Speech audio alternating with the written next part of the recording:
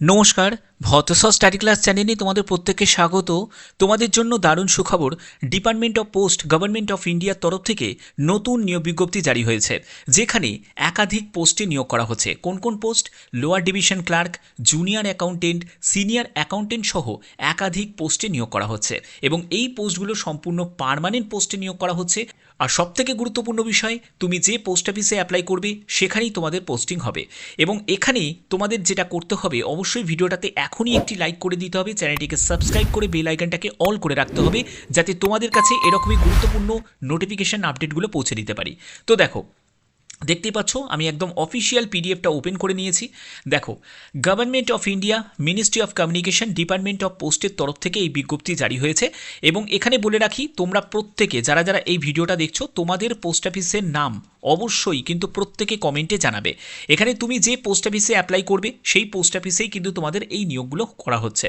এবং এখানে দেখো 8/4/2026 একদম কারেন্ট আপডেটটাই তোমাদের কাছে পৌঁছে দিচ্ছি। নোটিফিকেশানটি কিন্তু সরাসরি যেটা পাবলিশড হয়েছে সেটা কিন্তু আজকের ডেটেই, আর 8 তারিখে সেটা কিন্তু নোটিশটা রিলিজ করেছে। এবং পরবর্তী দেখো এখানে কি বলা হয়েছে সাবজেক্টে, draft recruitment rules 2026, lower division clerk, junior accountant, senior accountant সহ বিভিন্ন পোস্টে তোমাদের নিয়োগ করা হচ্ছে পোস্টাল অ্যাকাউন্ট অফিসে।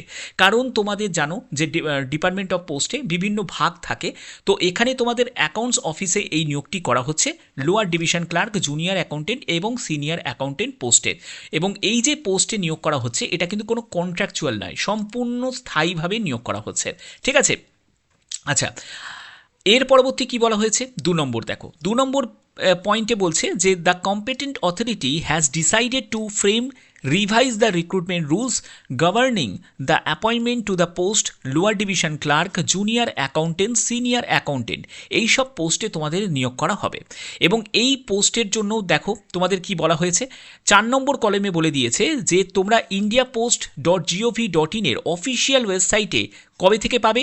আজকের ডেট থেকে 30 দিনের মধ্যে তোমাদের 30 দিন পরে, এখানে বলছে যে for a period of 30 days from the date of publication of the notice, মানে যে ডেটে তোমাদের নোটিশটা পাবলিশড হয়েছে সেই ডেট থেকে 30 দিনে তোমরা অফিসিয়াল ওয়েবসাইটে এটা তোমরা পেয়ে যাবে। ঠিক আছে? এই ড্রাফট রিক্রুটমেন্ট রুলসের যে নোটিশটা তোমাদের জন্য পাবলিশড করে দেওয়া হবে। ঠিক আছে? যেখানে তোমরা সবাই এটাকে রিড করতে পারবে। ওকে, এবার দেখো পরবর্তী কি বলা হয়েছে। পরবর্তী আমরা চলে যাচ্ছি, পরবর্তী হচ্ছে যে পোস্টগুলোতে নিয়োগ করা হচ্ছে লোয়ার ডিভিশন ক্লার্ক।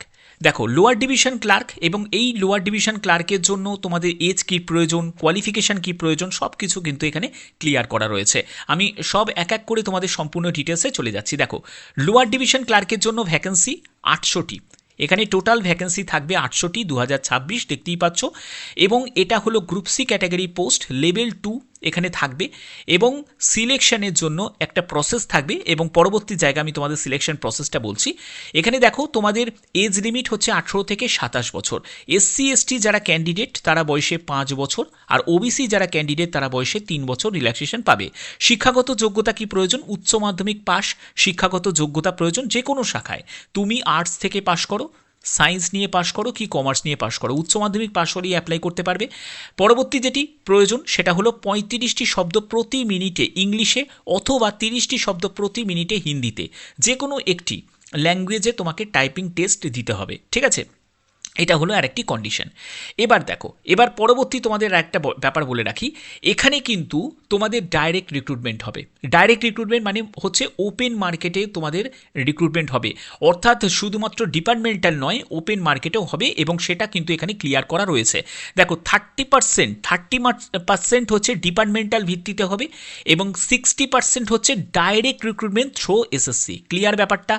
অর্থাৎ এসএসসি কিন্তু এই ব্যাপারটা কিন্তু কন্ট্যাক্ট করবে। আমি তোমাদের অনেক আগেই, যারা আমার চ্যানেলের পুরনো দর্শক তারা কিন্তু জানো যে আমি তোমাদের অনেক আগেই বলেছিলাম যে এসএসসি কিন্তু ডাইরেক্ট রিক্রুটমেন্ট করতে চলেছে।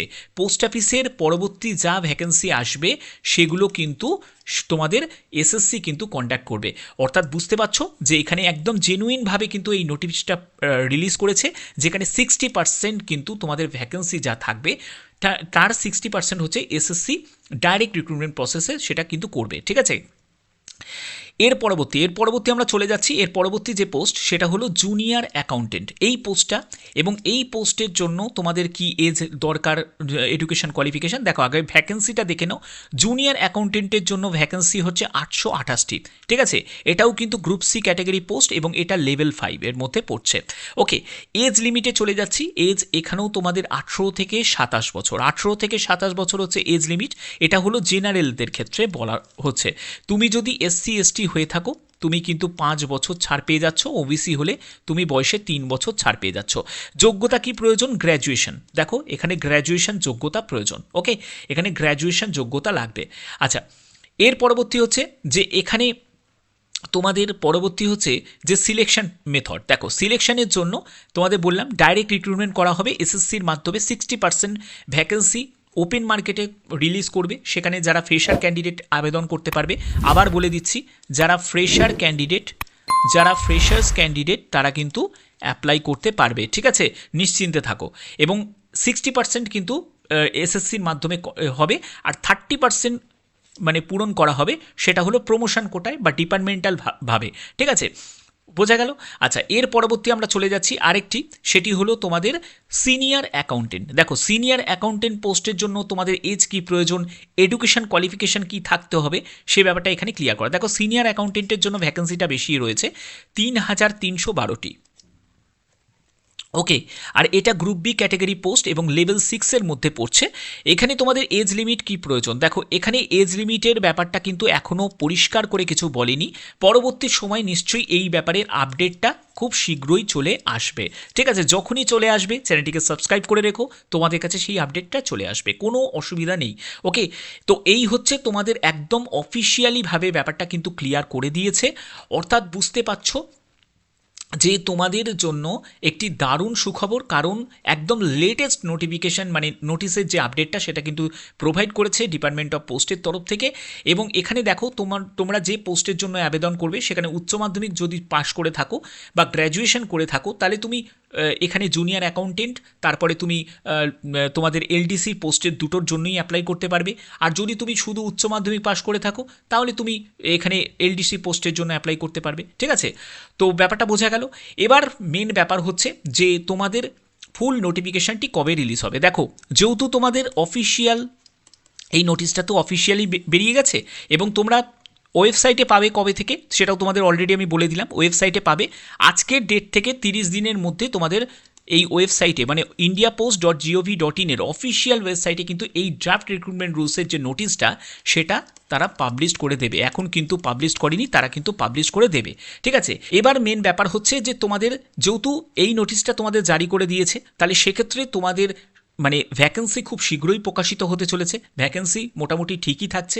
তোমরা প্রত্যেকে জানাবে যে তোমরা তোমাদের পোস্ট অফিসের নাম অবশ্যই তোমরা জানাবে এবং তোমার ডিস্ট্রিক্টের নামটাও কিন্তু তোমরা জানাবে, কারণ এখানে তুমি তোমার পোস্ট অফিস, তোমার জেলার মধ্যে যে পোস্ট অফিস রয়েছে সেই পোস্ট অফিসেই তুমি পছন্দ মতো অ্যাপ্লাই করতে পারবে, ঠিক আছে। এবং এখানে তোমাদের ভ্যাকেন্সিগুলোও আমি বলে দিলাম কত কী ভ্যাকেন্সি থাকবে। তো দেখো তোমাদের কবে এই মানে তোমাদের কবে থেকে আবেদন শুরু হবে। এবার তোমাদের বলে রাখি কবে থেকে তোমাদের ফর্ম ফিল আপ শুরু হবে, সিলেবাস কী থাকবে এই ব্যাপারটা নিয়ে আমি জানি তোমাদের অনেকেরই প্রশ্ন থাকবে।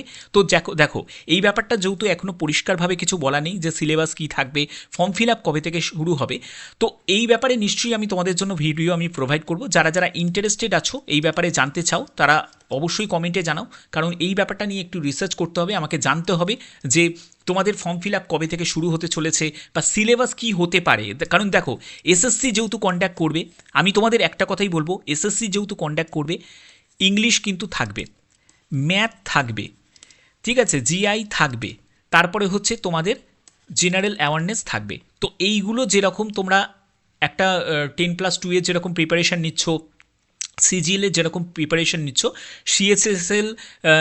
সিএচএসএল সিজিএল যা প্রিপারেশন নিচ্ছ এসএসসি, তো তারা কিন্তু এই মানে পরীক্ষাটাকেও ভালো করে টার্গেট করো, কারণ এরকম তোমাদের সিলেবাসই তোমাদের থাকবে।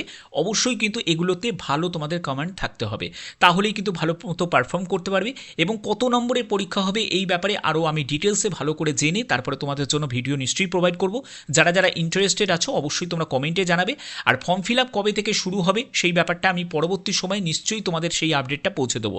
ঠিক আছে, এখনও ফর্ম ফিল আপের ব্যাপারে কোনো সুনির্দিষ্ট করে কিছু বলা নেই। ঠিক আছে, অর্থাৎ এখন যেহেতু নোটিশটা জারি হয়েছে, এখান থেকে আমরা পরিষ্কার হয়ে যাচ্ছি যে তোমাদের ফুল নোটিফিকেশানও কিন্তু খুব শীঘ্রই প্রকাশিত হয়ে যাবে, খুব শীঘ্রই কিন্তু প্রকাশিত হয়ে যাবে। ঠিক আছে, তো আপাতত এই আপডেটটাই ছিল তোমাদের কাছে, সেই আপডেটটাই পৌঁছে দিলাম। এটা কিন্তু প্রত্যেকের জন্য দারুণ একটি সুখবর, কারণ তোমরা অনেকেই ওয়েট করছিলে যে স্যার কবে পোস্ট অফিসের তরফ থেকে ডাইরেক্ট রিক্রুটমেন্টের কোনো নোটিফিকেশান আসবে।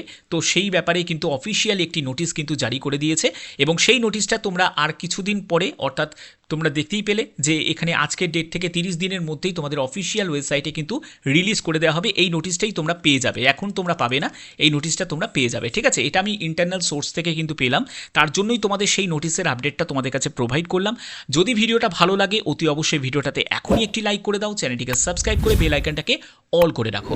এখনের মতো এটুকুই, ধন্যবাদ।